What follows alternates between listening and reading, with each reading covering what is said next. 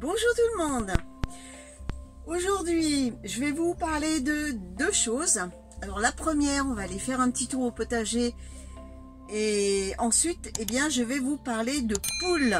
Alors, je vais pas vous dire comment faire pour élever des poules parce que Maud a fait une vidéo là-dessus très complète avec son mari. D'ailleurs, si vous ne l'avez pas vue, je vous invite à aller la voir, le jardin d'Alekil de Maud Rouleau. C'est une vidéo qui est vraiment très complète et très intéressante. Non, moi ce que je vais vous montrer, c'est comment nous élevons nos poules, quels sont les choix en matière d'alimentation, de litière, de poulailler, enfin voilà, quels sont ces choix et pourquoi nous les avons choisis. Et ben voilà, allez, on y va.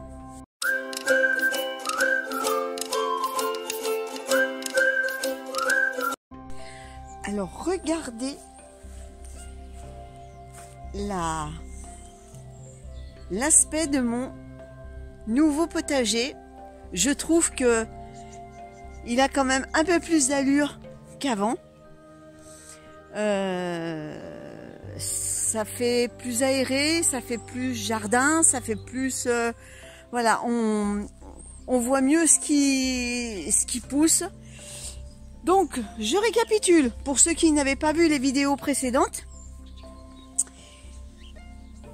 En début de parcelle, là, vous avez les épinards. D'ailleurs, j'en ai récolté hier des belles feuilles. Ici, nous avons de l'engrais vert. Là, des navets, des poireaux. À côté des poireaux, nous avons de l'engrais vert.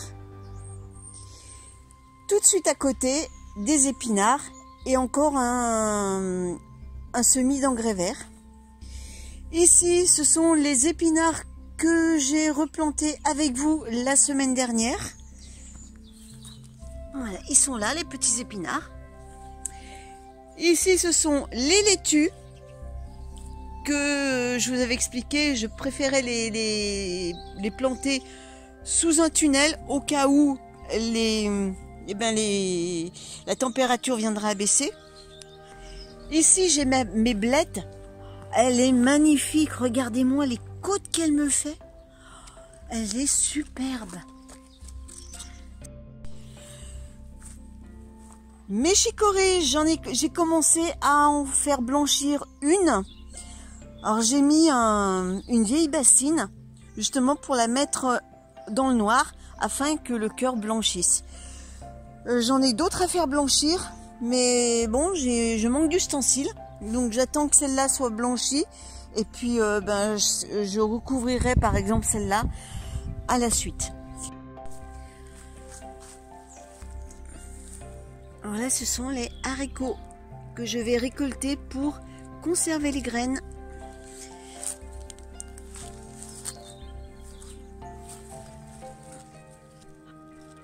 On va faire de jolies gousses, regardez, et on peut voir déjà les grains qui sont à l'intérieur, ça fait des petites bosses. Ce sont des plantes qui ont résisté à la sécheresse malgré l'absence d'arrosage. Donc j'espère que en ressemant ces graines, cela va transmettre à la descendance leur faculté à résister à des périodes sèches. Au niveau du parcours des poules, il n'a pas toujours été de cette dimension-là. Au départ, il était beaucoup plus petit. Et au fur et à mesure, on l'a agrandi. Et pour arriver à cette superficie, notamment, c'est lorsqu'on a eu les oies qu'on a décidé vraiment d'agrandir le truc, parce qu'avec 2 oies, il leur fallait quand même un peu plus d'espace. Et puis, le jour où on s'est séparé des oies, on les a ni mangées ni tuées, on les a simplement replacées. On a gardé cette superficie pour les poules. Alors, pourquoi autant pour les poules? Déjà pour leur bien-être, et puis plus elles ont d'espace et plus elles peuvent trouver de choses à manger, de choses diversifiées que si elles sont dans un petit espace plus restreint. En effet, dans un grand parc, eh bien, il y a beaucoup de végétation sauvage qui se mettent en place et elles peuvent trouver leur bonheur en mangeant notamment des graines, dont certaines peuvent être des vermifuges. Je pense à l'ortie, qui est une excellente plante pour les poules. Ensuite, nous avons arboré cet espace, eh bien, vous l'aurez compris, pour leur apporter un peu de fraîcheur, notamment pendant les périodes les plus chaudes de la saison, en été. Et vous êtes d'accord avec moi que les étés sont de plus en plus chauds. Donc les poules n'aiment pas trop la chaleur, elles craignent énormément voilà, les grosses températures. Donc le fait d'avoir des arbres et des arbustes, ben, pour elles peuvent se mettre dessous et c'est mieux pour elles. Alors côté poulailler, eh bien pour l'instant nous n'avons que des poulaillers en bois fait maison. Là c'est la dernière version que mon mari a montée avec 2 portes. On en a eu 3 en tout hein, de poulailler. Là je pense que c'est celui... Ah, j'ai 2 œufs. Je pense que c'est celui qui est le plus adapté et le mieux fini des poulaillers qu'on a eu. Pourquoi je dis ça? Parce que le tout premier qu'on avait... Attendez, je ferme. Voilà, le tout premier qu'on avait, c'était uniquement de la récupération.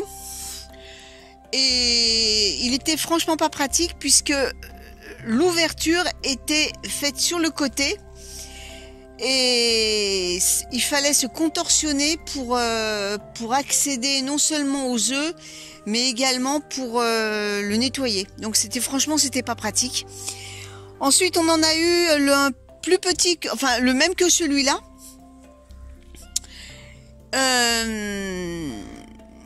En version moins améliorée. Il n'y avait qu'une seule porte. Et il fallait que je rentre pratiquement à l'intérieur pour le nettoyer et pour aller chercher les œufs. Et celui-là, donc nouvelle génération, dernière version, on va dire. On a fait un pondoir qui nous permet de récupérer les œufs. Alors là j'ai mis une pierre, c'est pour éviter que un prédateur puisse soulever le schmilblick, notamment je pense au renard. Et là ça me permet d'ouvrir sans être obligé de faire un plat-ventre dans le poulailler pour aller récupérer les œufs.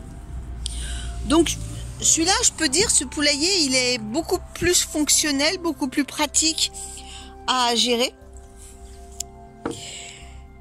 Mais bon, il reste tout de même en bois. Pourquoi je dis tout de même en bois? Parce que c'est suite à la vidéo de Maud qui expliquait que le bois, eh bien au niveau des poux rouges, il y avait quand même pas mal de risques. Alors jusqu'à présent, je croise les doigts, je n'ai pas eu d'attaque de poux rouges, mais je dis bien que ça peut très bien arriver un jour. Et que le plastique, eh bien, offrait quand même une hygiène beaucoup plus stable que le bois. Alors bon, pour l'instant, nous avons ce poulailler en bois. Hein, on va pas tout les changer tous les 4 lundis. Hein. Mais le jour où il présente des défaillances, notamment au niveau du travail du bois, puisque c'est vrai que dans le temps, le poulailler en bois n'est pas durable, alors que le poulailler en plastique, il ne s'use pas dans le temps. Moi je pense investir dans un poulailler en plastique. Alors peut-être pas celui que Maud avait montré, là où la porte se coulisse par l'intermédiaire d'une ficelle, parce que nous souhaitons mettre toujours une porte automatique comme celle-là. ce qui nous évite d'ouvrir et de fermer à chaque fois. Voilà. Mais donc après bon, je regarderai sur le net hein, les modèles qui proposent. Mais voilà, à terme, je pense que je choisirais plutôt un poulailler en plastique si je devais changer celui-là. Ensuite, au niveau des mangeoires, attendez, je pose mon œuf. Alors là, c'est du direct, hein, il n'y a pas de... Alors, au niveau des mangeoires, avant, nous, on mettait le grain dans ces bacs, d'ailleurs, voilà, dans ces bacs-là. Mais, bon, il y a... Le souci, c'est que mesdemoiselles mettent les pieds dedans et renversent tout. Et deuxième inconvénient, c'est qu'il n'y a pas que les poules qui viennent manger là-dedans. Il y a les oiseaux et éventuellement les rongeurs. Alors, j'en ai pas vu, mais bon, j'ai eu la désagréable surprise d'avoir la visite d'une fouine chez nous qui nous a saccagé des poules. Donc, il se peut très bien qu'il y ait des rats qui viennent chez nous également. Alors, pour sécuriser le truc, eh bien, nous avons investi dans ce genre de mangeoire automatique, enfin automatique, à pédale. Quand la poule marche dessus, ça ouvre une trappe ben, ça leur permet d'accéder au grain. Et quand elles sortent, hop, ça referme. Le grain est en sécurité. Les petits osios eh ben, ne peuvent pas s'en délecter outre mesure, bien que ça ne me dérange pas, mais bon, si on achète du grain, c'est en partie pour nourrir les poules, hein, pas pour nourrir toute la faune sauvage. Et puis ensuite, eh bien, ils sont à l'abri des éventuels rongeurs. Et là, c'est la réserve, on le remplit là-dedans. Voilà. Oui, mesdemoiselles, vous voulez continuer la vidéo? Vous avez des choses à dire? Ah ben, je vois ça, hein. Hein, les filles? Ah, elles sont causantes aujourd'hui, hein? Hein, les grosses mères? Donc voilà pour la mangeoire. Au niveau de l'abreuvoir, eh bien, on a investi dans ce genre d'ustensile qui est bien pratique parce qu'il y a une réserve d'eau et les poules ont toujours de l'eau à volonté. Alors faites pas attention, il faut que je fasse le poulailler, hein, mais bon, je l'ai pas fait ce matin. Et donc au début on mettait de la paille, mais la paille, bon, elle a des coûts quand même assez variables et on n'en trouve pas toute l'année, enfin du moins par chez nous. Et au niveau du stockage, eh bien c'est un peu compliqué parce que ce sont des bottes rectangulaires et bon, on peut pas non plus en acheter des tonnes, quoi. Donc maintenant, je trouve pour moi plus pratique d'utiliser ces copeaux. Ce sont des copeaux de bois dépoussiérés que l'on utilise pour la litière des chevaux. Alors, tous les adeptes des chevaux savent que les chevaux sont sensibles à la poussière et qu'il ne faut pas mettre une litière poussiéreuse dans les box. Donc, il y a la paille, mais il y a également ces copeaux. Et en plus, les copeaux, toujours pour les chevaux, ceux qui ont tendance à manger trop de paille, eh bien on les met là-dessus pour éviter une surconsommation. Donc, eh bien voilà, j'ai acheté ça. Je l'achète en jardinerie, dans des sacs, ils sont compressés dans des sacs en plastique. Et le stockage est beaucoup plus aisé. Je vais vous montrer où je le stocke.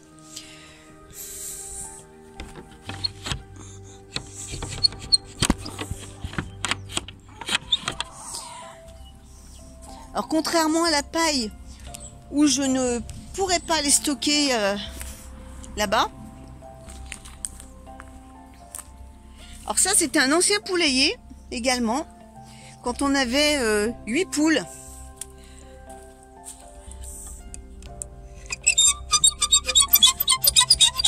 Alors ça, c'est un peu ma réserve à pot de fleurs, voilà, un peu ma réserve à tout. Et donc voici les fameux copeaux qui sont ici. Donc voilà, quand le sac est vide, eh ben, j'en rachète un autre et je le stocke ici. Il rentre juste et c'est bien pratique. Alors pour finir cette vidéo, eh bien je vais vous parler du pourquoi nous voulons des poules, quel était le but premier lorsque nous avons acheté notre première petite poulette.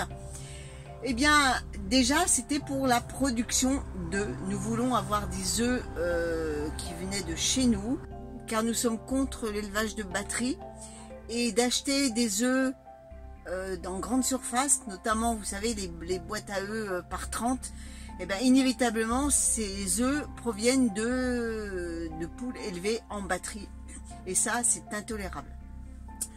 Donc pour cette raison là, eh bien nous avons décidé d'avoir des poules. Récemment on en parlait tous les deux de la production de viande. Je ne suis pas du tout contre, au contraire, hein, que ça ne me pose aucun souci que des personnes qui ont des poules finissent par les tuer pour les manger. Pour moi, ça fait partie de la boucle et voilà, c'est la chaîne alimentaire, quoi. On élève des poules, elles font des œufs, il faut avoir un coq pour pouvoir assurer la continuité donc de l'élevage. Et puis de temps en temps, on en tue une pour la manger. Pour moi, ça ne pose aucun problème. Mais il y a un problème, c'est que je ne peux pas les tuer. Et là, inévitablement, si on ne peut pas tuer une poule, on ne peut pas la manger. Donc voilà, et puis mon mari non plus, franchement, on n'est pas trop... Non, on n'arrive pas à passer ce cap. Donc pour l'instant, on reste sur la production d'œufs. Et puis si on veut manger un poulet, eh bien on va l'acheter dans le commerce. J'espère que cette vidéo vous aura plu.